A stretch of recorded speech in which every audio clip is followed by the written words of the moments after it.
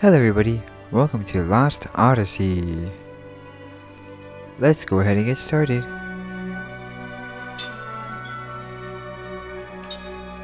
Let's play a new game.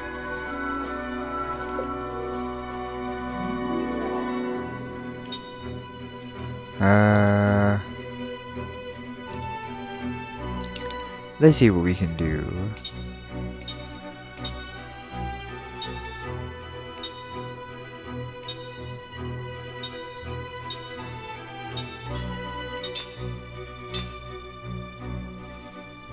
Okay.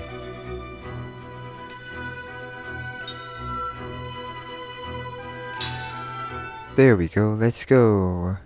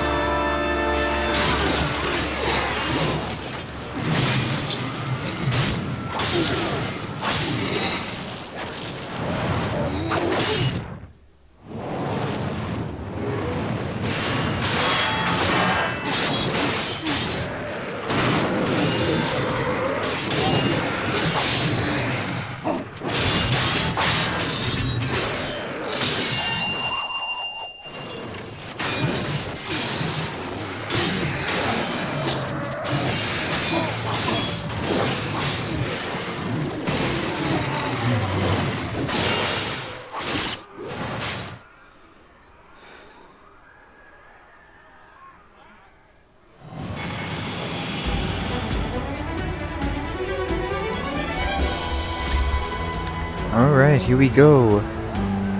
What a fantastic intro. Okay, let's attack with your weapon to damage the enemy.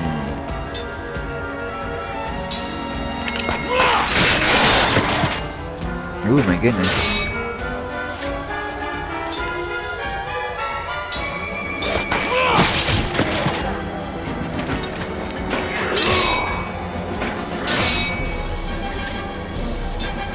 Alright, let's try the second one. Gonna slice both of them.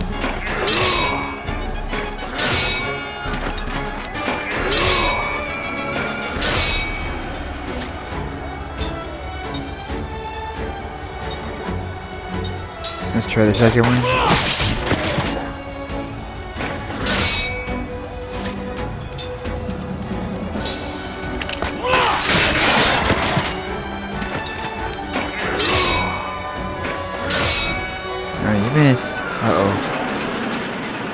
They brought the big guns.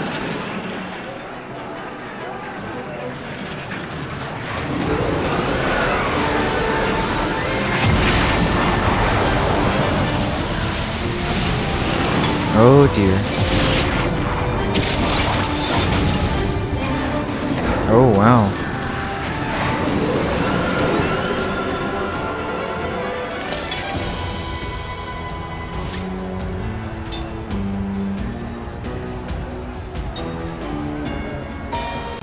Let's do right unit.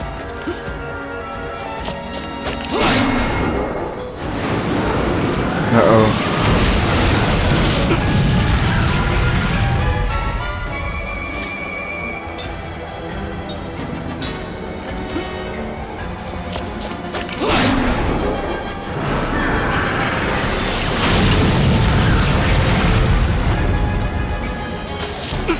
Oh dear.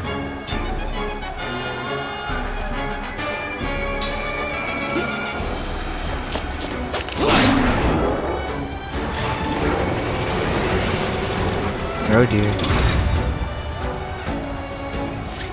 Ladies up.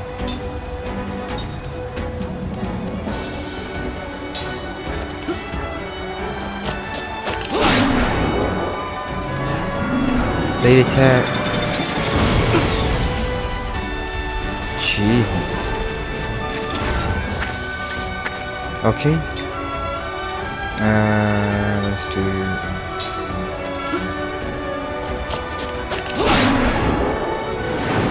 Really, just one?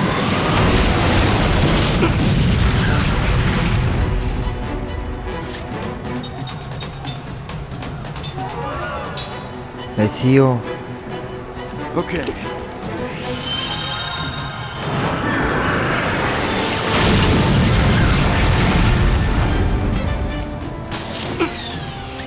Okay.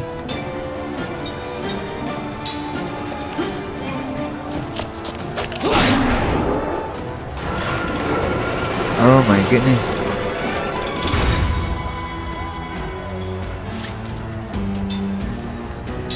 I'll stick to the right one.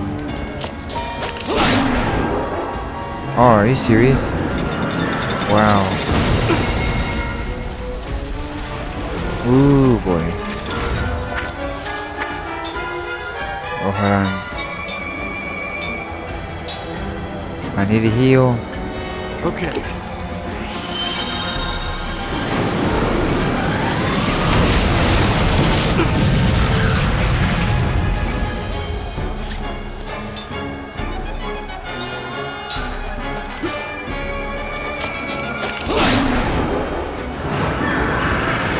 Oh dear.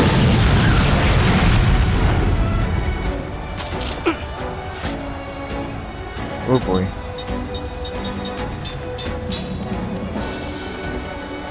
Okay.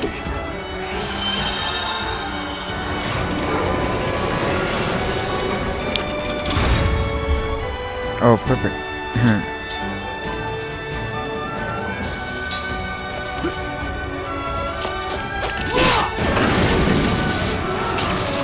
Alright, that one's broken. Blade attack. Oh my goodness.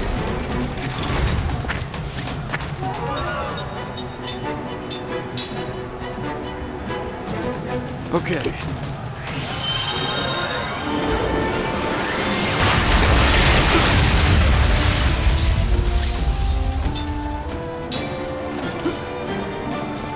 Alright, take down that one. Alright.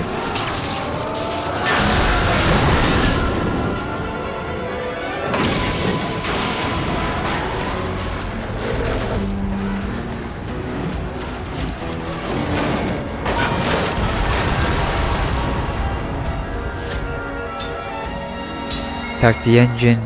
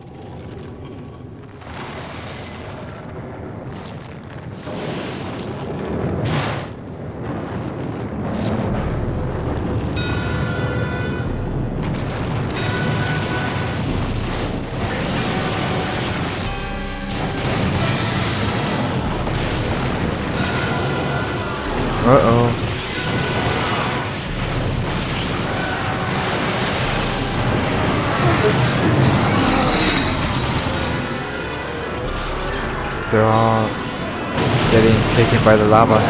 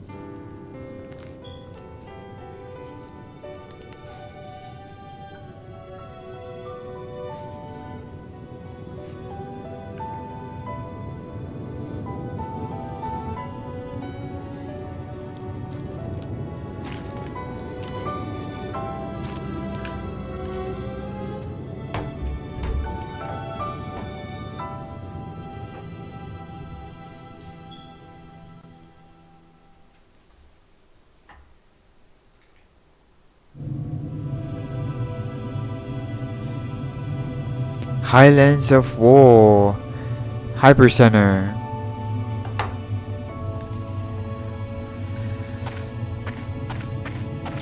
Let's save here.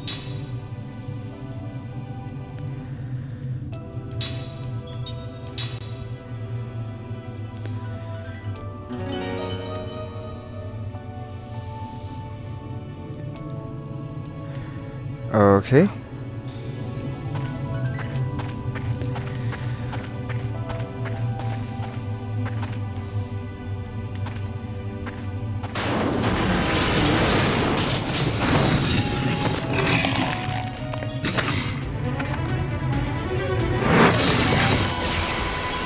Uh-oh. Guess we have no choice.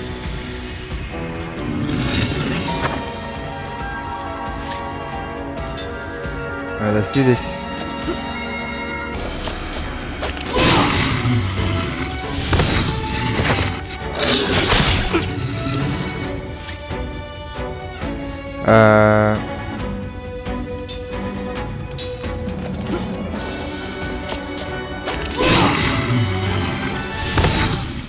Like taking candy from a baby.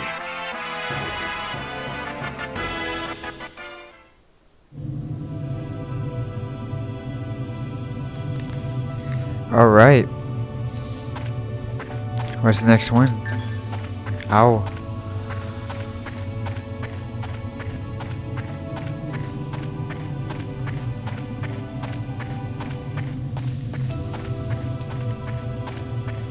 Okay, nothing there.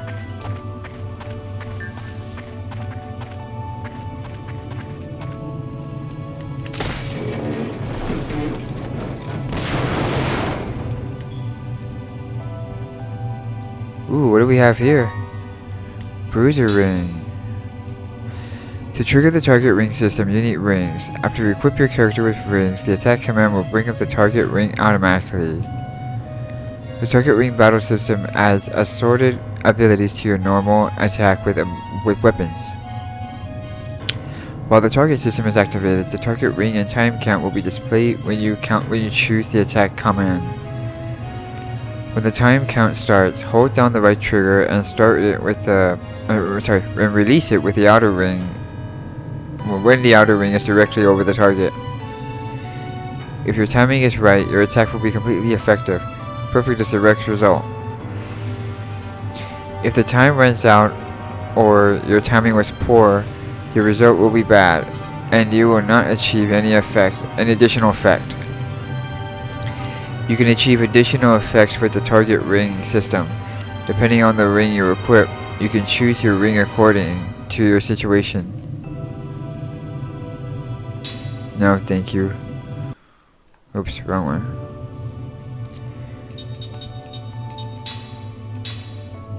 Let's equip the bruiser ring.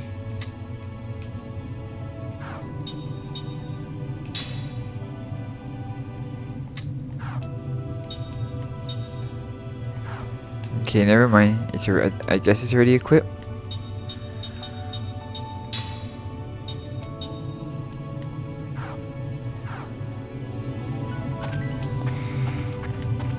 Or her.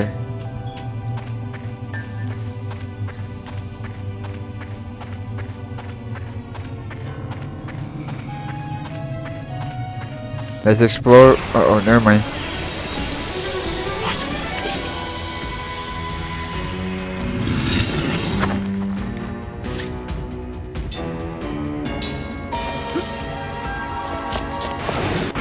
Oh, dang it.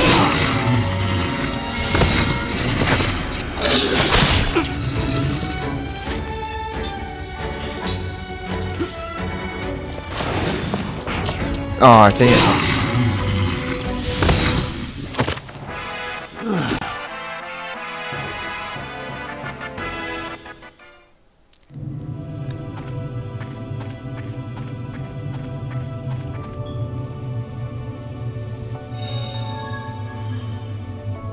Nameplate. Cool.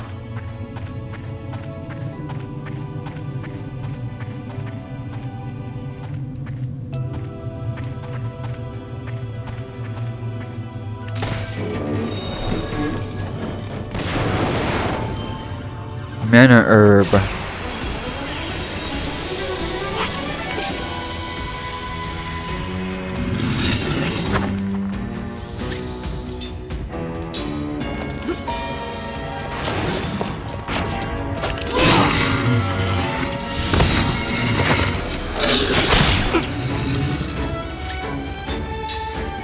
Let's try this again. There we go. Like taking candy from a baby.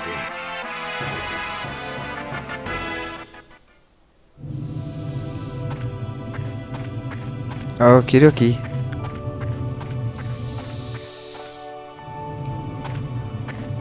Highlands of War, Edge of Wasteland.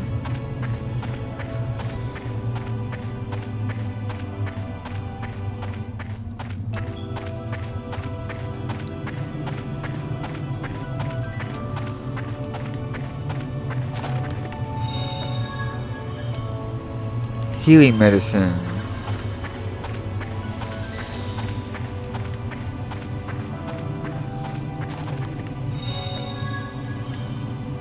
Mana herb.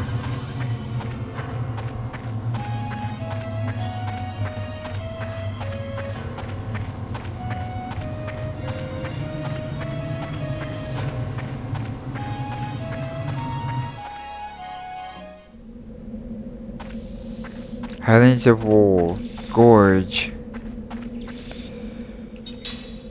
Let's save here.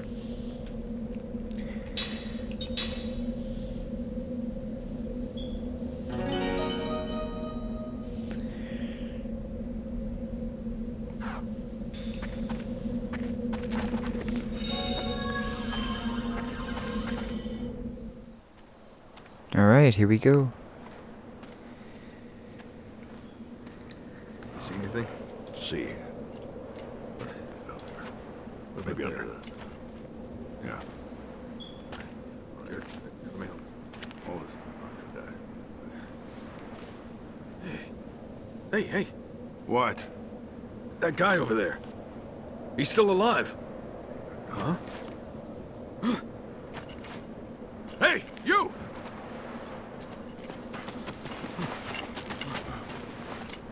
What about the others? You alone? What's your name? Your unit? Second Lieutenant Kai Marganar, Commander, 17th Platoon, Armored Magic Troopers. It's a miracle you made it. Come with me. This way. Unbelievable. One survivor. Yeah. Amazing he made it out safe. Especially in that outfit.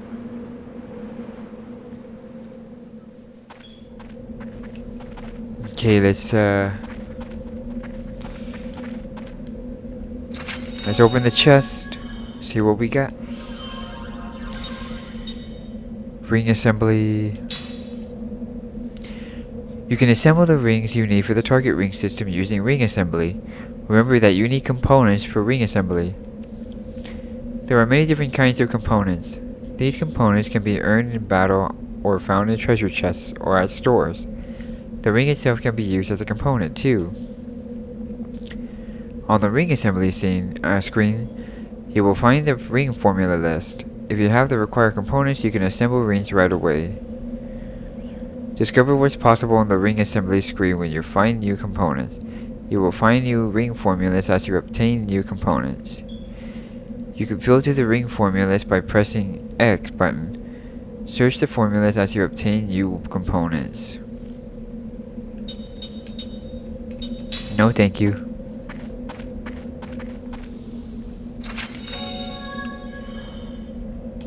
Angel's Plum.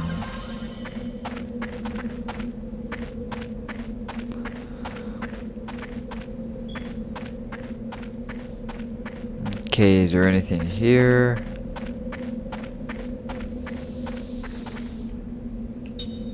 Board the armored car. Let's move!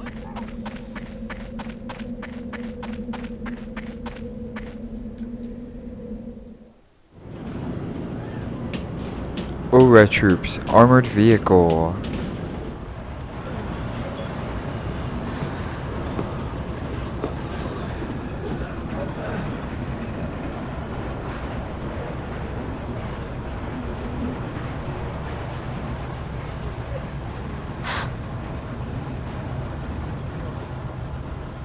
That's Officer Seth Balmore with the 43rd Magic Division. She's like you. She got out in one piece. Really? You two are walking miracles.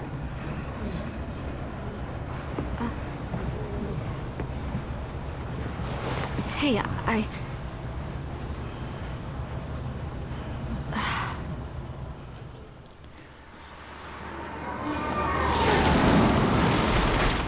Oh, does she know him?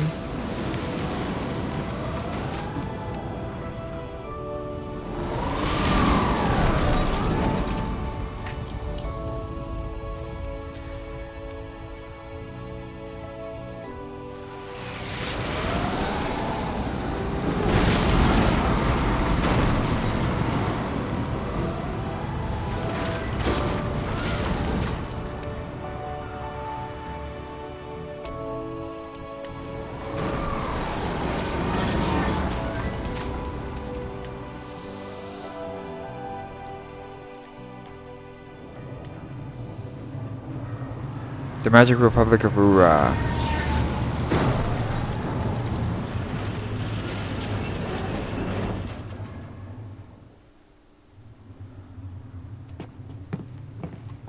Here's where you get off, Lieutenant. The Council wishes to hear from a survivor, sir. Sorry, not you, Officer Balmore. hey, I'm a survivor too. The Council has only summoned Lieutenant Argonar. Sit down and shut up. Well, that's just weird. Jeez. This way, Lieutenant. I wonder if she knows him or anything.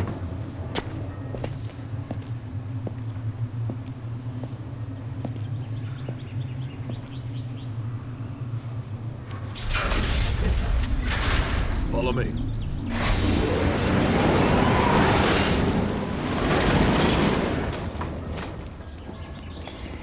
Jeez, those are some fast cars right there.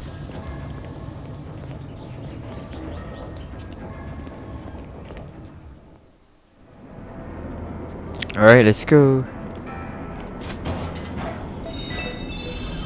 Got 10 G's. Whetstone. Oops.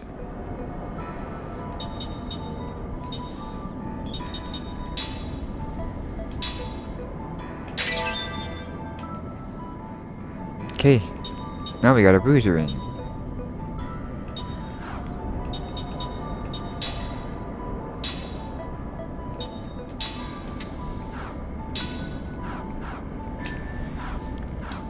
There we go. Enter if you dare. Okay, the great gate inside the tower. So is there anything I need here?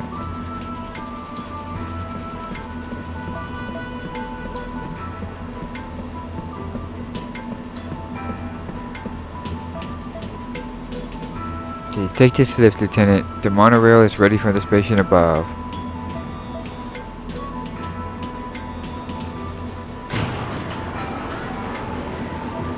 Up the elevator.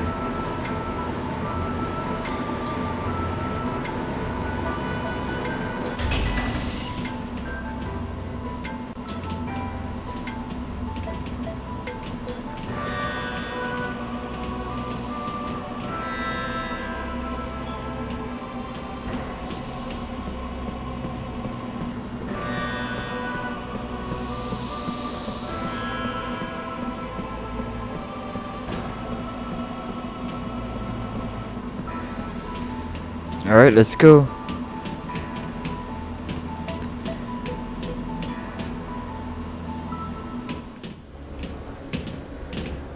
The monorail, the Great Gate Station.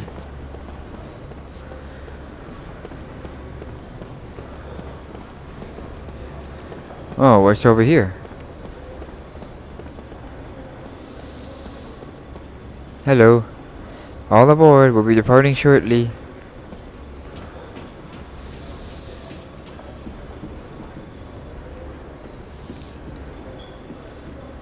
The train cars here have been put out commission to save on maintenance costs.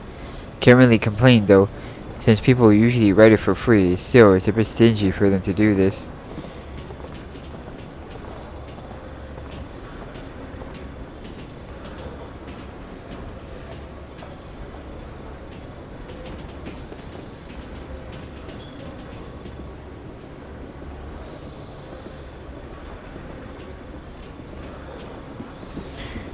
Do we go up here?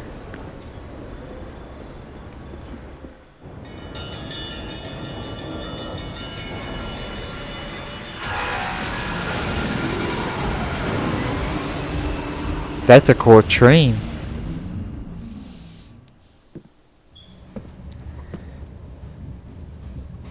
Inside the monorail car. Wow, would you ever actually ride on a monorail? Right? The soldier that can't die. The 17th Division. That was the front line. They were smack in the middle of the Wool Highlands. No one could have survived that meteor crash. But here you are, without a scratch. Beg your pardon, Lieutenant, but it's really strange. The few we were able to save were far from the center of impact, and even those men were seriously injured. It's hard to believe that anyone could have survived that inferno. Then don't believe it. The Council won't like that attitude. Come on, tell us. How'd you make it? It looked like he was scared. No, I was just about to say, would you ever really ride a monorail?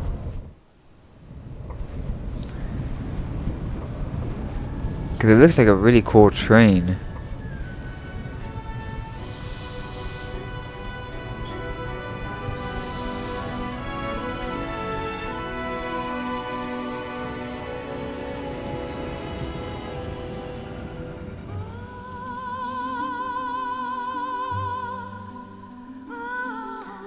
Microsoft Game Studios presents a Mistwalker production.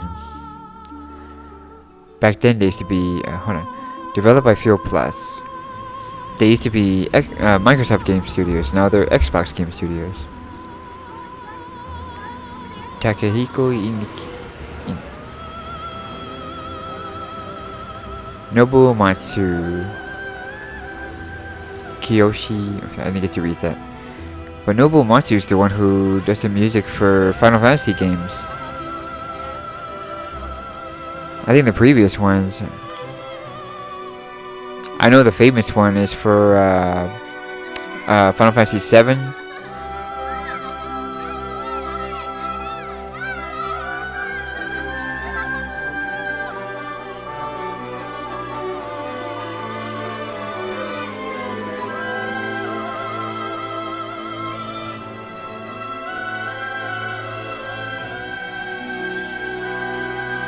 Wow, looks like a factory.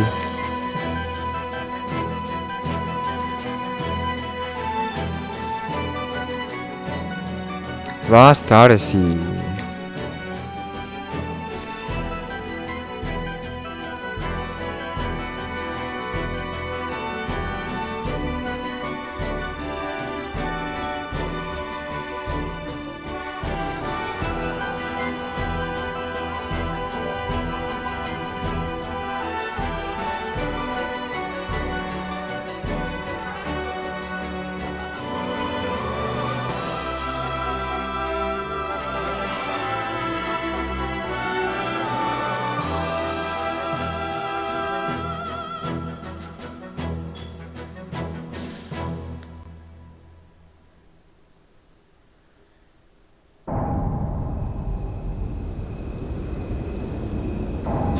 Years ago, a new power manifested itself onto the world. With its discovery came the magic industrial revolution. This power came to be called magic energy.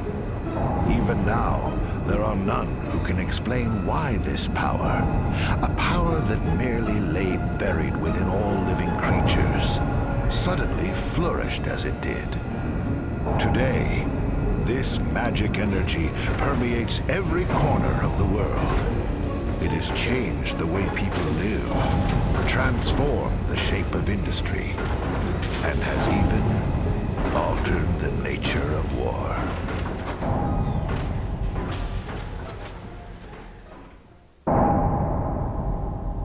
Ooh, Council Hall Is it true interior. the Kents have requested a truce?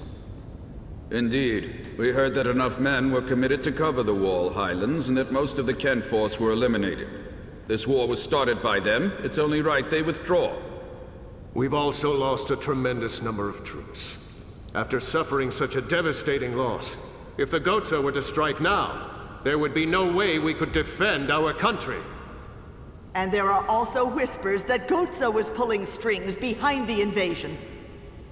What makes you think that the Goza were involved? We have confirmed that a large amount of military hardware has been moved from Goza to Kent. We assume Goza plans to use Kent to keep things stirred up and destabilize Ura.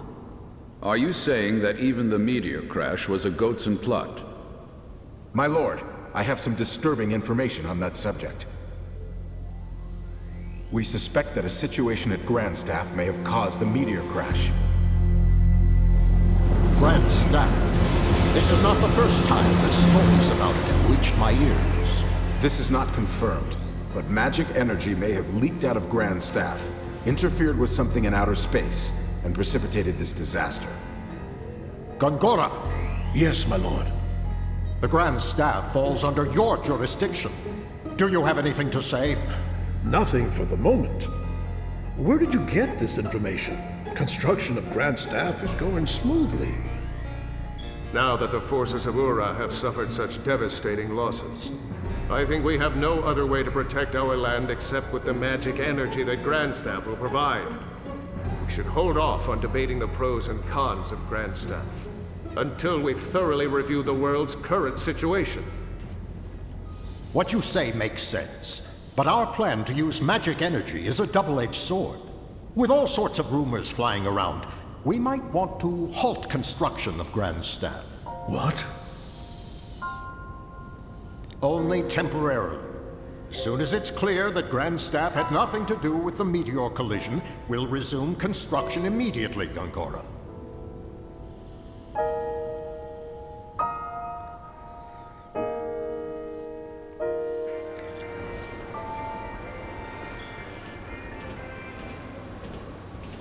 Monorail, the central station.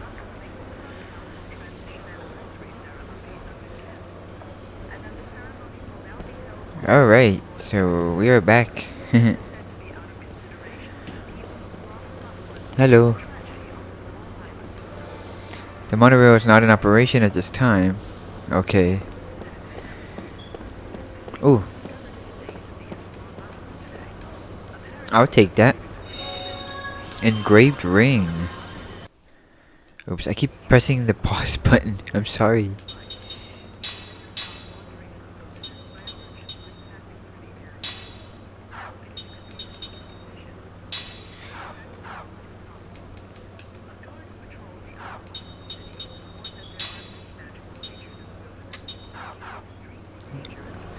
Okay, it's probably something else.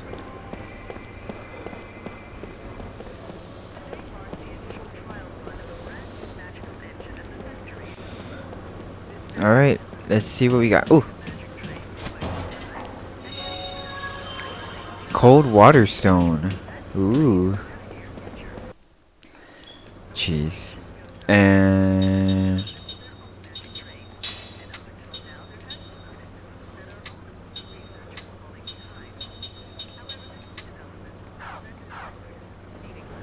okay. Not ready yet.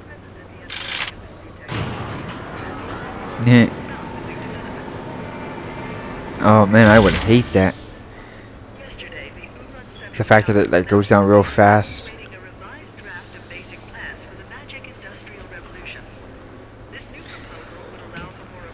We don't have time to waste here. Once we're out of the station, please follow me straight to the council.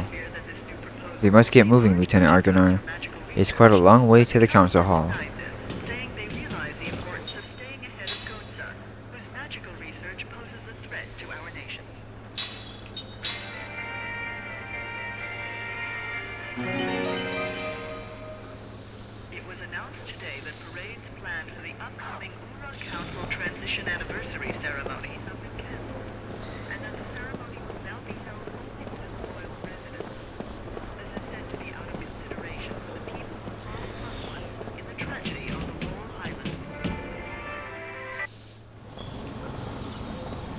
Thank you. The Central Station Square. I enjoyed listening to the radio, but I got stuff to do. Hello. This is the boarding area for Magic Taxis. Unfortunately, it's out of service at this time due to others from above. Alright guys, where are y'all leading me to?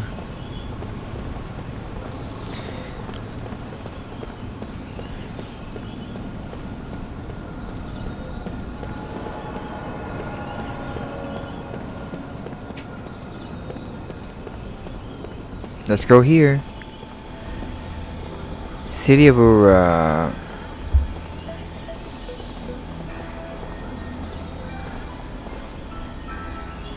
Oh, where are we going? Well done. You may leave.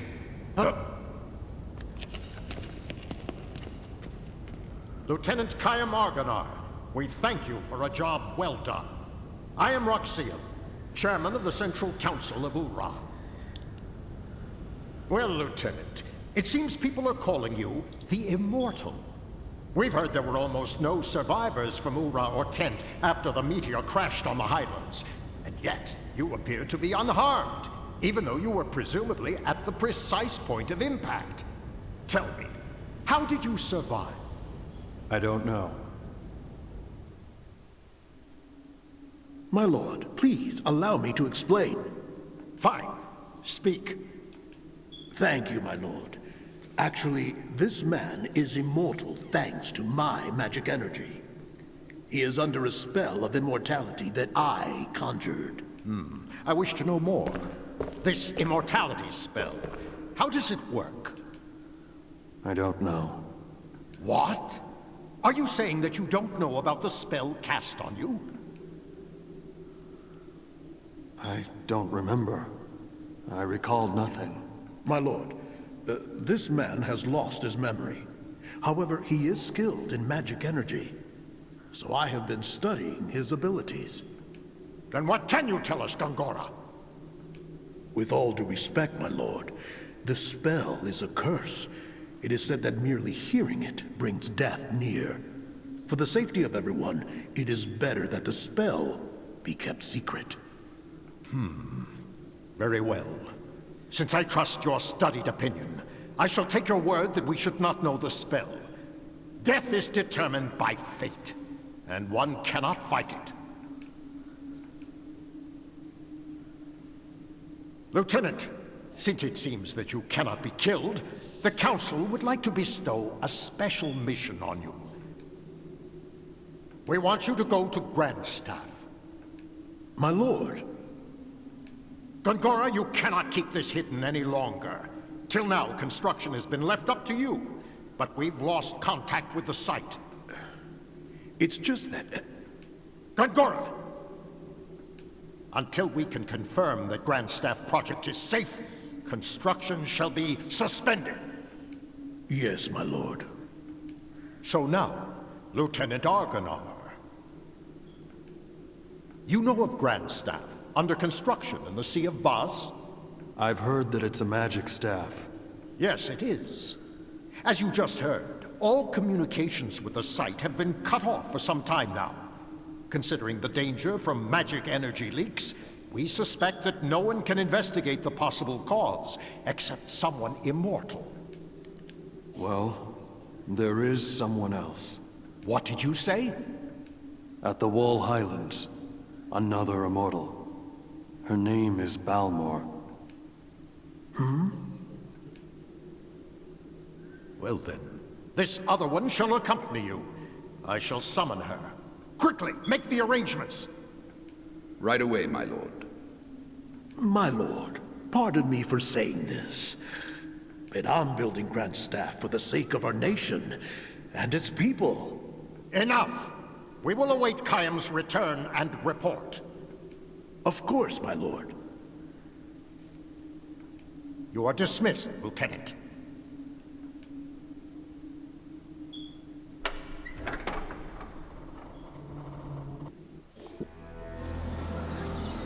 Thank you for coming, Lieutenant Argonar. I have word from Chairman Roxy that you are off duty until further official orders from the Council. There's a fine inn just along this street for you to stay and wait for your orders. We have already arranged for the Council to contact you there. You can check the location of inns and shops with the navigation map on the top right corner of the screen. You can also zoom in and out by pressing the back button. Okay, let's... Ooh, Main Street.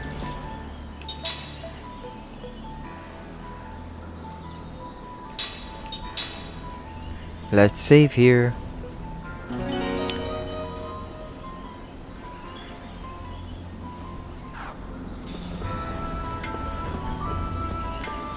Okay, let's go to... We're gonna go to the inn. We gotta run! Oops, sorry.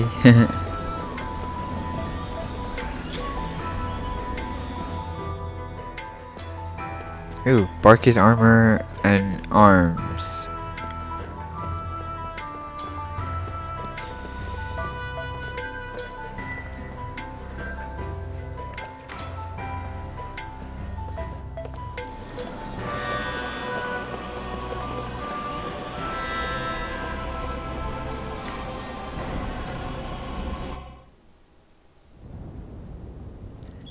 And now, counselors, I propose that Gongora be removed from Grand Staff Project, with control transferred to this council. My lord! In addition, until Lieutenant Argonar completes his investigation, I propose that Gongora be confined to his residence under surveillance. Those who disagree with my proposal, raise your hands now. It appears I have no choice but to agree. I see there are no objections. It is decided.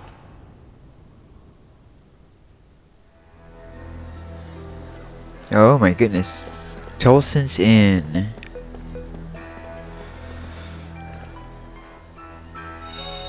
What we got here? Antidote. I guess it'd be for poison.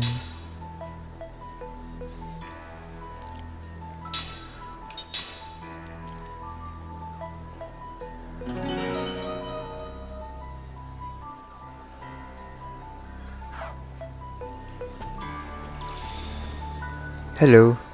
I expected no less from the capital Rura. Everything's so big, and checked out all the magic engines. Hello. Okay. Okay, so I'm supposed to probably check in. Welcome. The council has told me about you. Please enjoy your stay. As Kaim slips into deep sleep, his dream unfolds. A dream or his past. At this moment, there is no way he could know.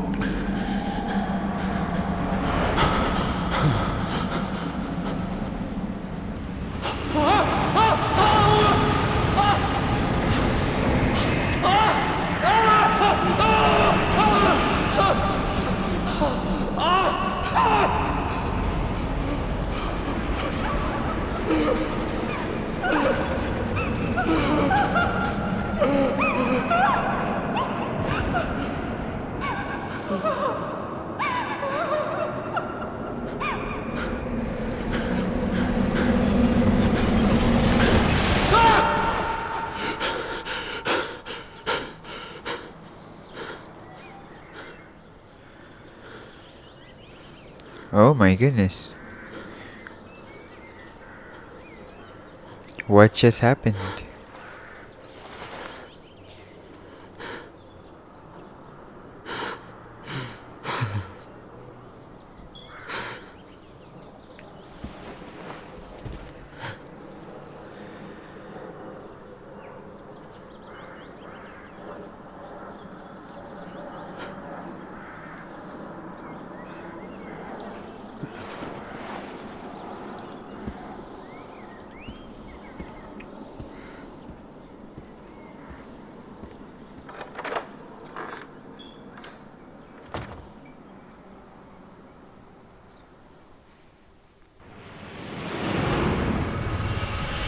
Kaim recalls a memory that was locked deep within his heart.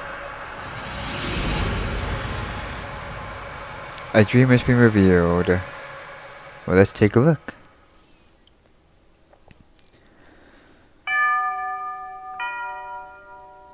The family members have tears in their eyes when they welcome Kaim back into the inn from his long journey. Thank you so much for coming. He understands the situation immediately. The time for departure is drawing near. Hannah's departure. Too soon. Too soon. But still he knows this day would have come sometime, and not in the distant future. I might never see you again, she said to him, with a sad smile when he left on his journey. Her smiling face, almost transparent in its whiteness, so fragile and therefore indescribably beautiful as she lay in bed. May I see Hannah now? He asked. The innkeeper gives him a tiny nod and said, I don't think she'll know who you are though. She hasn't opened her eyes since last night, he warns Kaim. You can tell from the slight movement of her chest that she is clinging to a frail thread of life, but it could snap at any moment. It's such a shame. I know you made a special point to come here for her. Another tear glides down the wife's cheek. Never mind, it's fine, Kaim says. He has been present at innumerable deaths, and his experience have taught him much. Death takes away the power of speech first of all, then the ability to see. What remains alive to the very end, however, is the power to hear. Even though the person has lost consciousness, it is by no means usual by the voices of the family to bring forth smiles or tears. Kaim puts his arm around the woman's shoulder and says, I have lots of travel stories to tell her. I've been looking forward to this my whole life on the road. A whole time on the road. Instead of smiling, the woman releases another large tear and nods to Kaim. And Hannah was so looking forward to hearing your stories. Her sobs almost drown out her words. The innkeeper says, I wish I could urge you to rest up from your travels before you see her, but Kaim interrupts his apologies. Of course, I'll see her right away. There is very little time left. Hannah, the only daughter of the innkeeper and his wife, will probably breathe her last before the sun comes up. Kaim lowers his back to the floor and quietly opens the door to Hannah's room. Hannah was frail from birth. Far from enjoying the opportunity to travel, She rarely left the town, or even the neighborhood in which she was born and raised. The child will probably not live till adulthood, the doctor told her parents.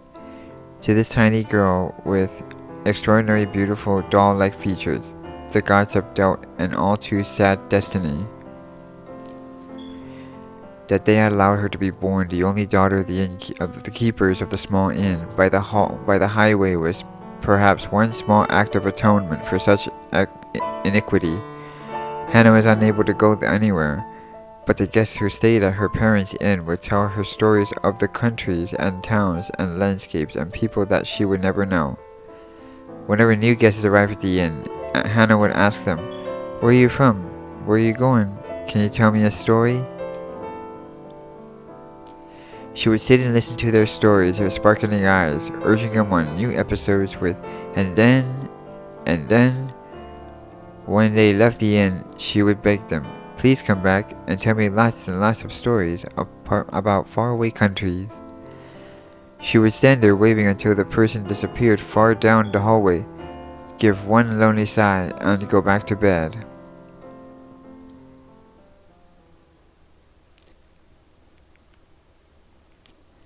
Hannah is sound asleep. No one else is in the room, perhaps an indication that she has long since passed the stage when the doctors can do anything for her. Kaim sits down in the chair next to the bed and says with a smile, "Hello, Anna. I'm back." She does not respond. Her little chest, though without the swelling of the grown woman, rises and falls almost imperceptibly. "I went far across the ocean this time," he tells her. "The ocean on the side where the sun comes up. I took a boat from the harbor far beyond the mountains you can see from this window. And I was on the sea from the time the moon was perfectly round till it got smaller and smaller and then bigger, until it was full again. There was nothing but ocean as far as the eye can see, just the sea and the sky. Can you imagine, Hannah? You've never seen the ocean, but I'm sure people have told you about it. It's like a huge, big, endless puddle." Kaim chuckles to himself, and it seems to him that Hannah's pale white cheek moves slightly. She can hear him. Even if she cannot speak or see, her ears are still alive. Believing and hoping this will be true, Kaim continues with the story of his travels. He speaks no words of parting. As always with Hannah, Kaim smiles with a special gentleness he had never shown to anyone else, and he goes on telling his tales with a bright voice, sometimes even accompanying his stories with exaggerated gestures.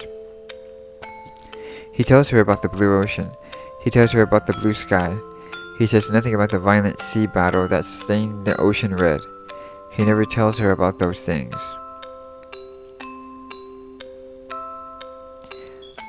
Hannah was still a tiny girl when Kaim first visited the inn. When she asked him, "Where are you from? And will you tell me some stories?" With her childish pronunciation and innocent smile, Kaim felt a soft glow in his chest.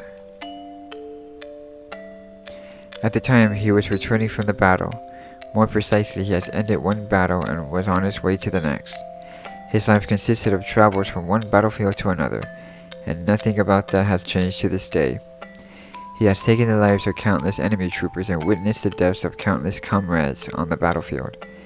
Moreover, the only thing separating armies from comrades is the slightest stroke of fortune. Had the gears of destiny turned in a slight different way, his enemies would have been comrades and his comrades enemies. This is the fate of the mercenary. He was spiritually worn down back then and feeling unbearably lonely. As a possessor of eternal life, Kaim has no fear of death, which was precisely why each of the soldiers' faces distorted in fear, and why each face of the man who died in agony was burned permanently into his brain. Ordinarily, he would spend nights on the road drinking, immersing himself in an alcoholic stupor, or pretending to. He was trying to make himself forget the unforgettable. When, however, he saw Hannah smile as she begged him for stories about his long journey, He felt a warm and deeper comfort that he could ever obtain from liquor. He told her many things. About a beautiful flower he discovered on the battlefield. About the bewitching beauty of the mist filling the forest the night before the final battle. About the marvelous taste of the spring water in a ravine where he and his men had fled after their losing battle. About a vast, boundless blue sky he saw after a battle. He never told her anything sad. He kept his mouth shut about the human ugliness and stupidity he witnessed endlessly on the battlefield.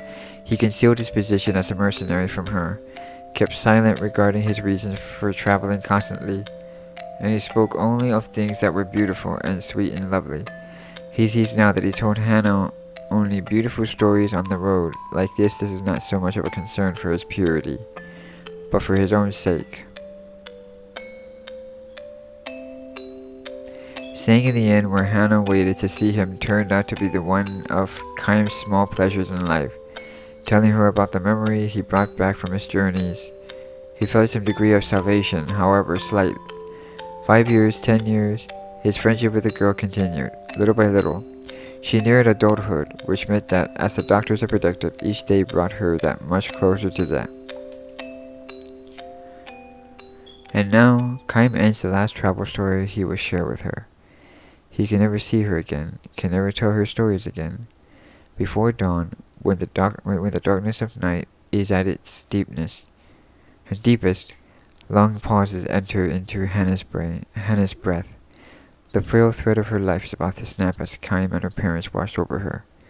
The tiny light that had lodged in Chaim's breast will be extinguished. His lonely travels will begin again tomorrow. His long, long travels without end. You'll be leaving on travels on your own scope, Hannah, Chaim tells her gently. You'll be leaving for a world that no one knows, a world that has never entered into any of the stories you have heard so far. Finally, you'll be able to leave your bed and walk anywhere you want to go. You'll be free. He wants her to know that death is not sorrow but a joy mixed with tears. It's your turn now. Be sure to tell everyone about this memories of your journey. Her parents will make the same journey someday, and someday Hannah will also be able to meet all the guests she has known at the inn, far beyond the sky. I, however, can never go there. I can never escape this world. I can never see her again. This is not goodbye. It's just the start of your journey. He speaks his final words to her. We'll meet again. His final lies to her.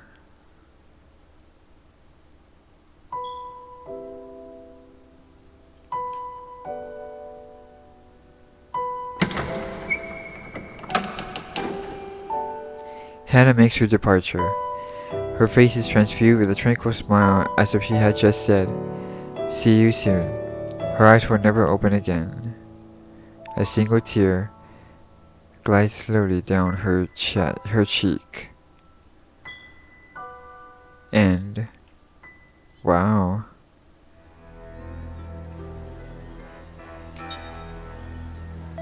To your 1,000 Years of Dreams tutorial. Chaim's mind is filled with lost pieces of past memories. Certain sites of conversations can bring these memories back in the form of dreams. To view episodes from 1,000 Years of Dreams again, rest at any inn or bed, or select them from the start menu. You can view these episodes any number of times. When viewing an episode from 1,000 Years of Dreams, you can pause it by pressing the start button or cancel it by pressing the back button. Oops, sorry. Alright.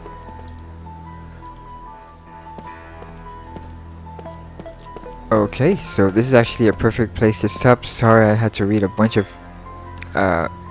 sorry, I do apologize if I'm reading the dream that caused it to go for an hour. So I just want to say thank you all for watching, and I will see you guys in the next episode of Lost Odyssey. Bye bye.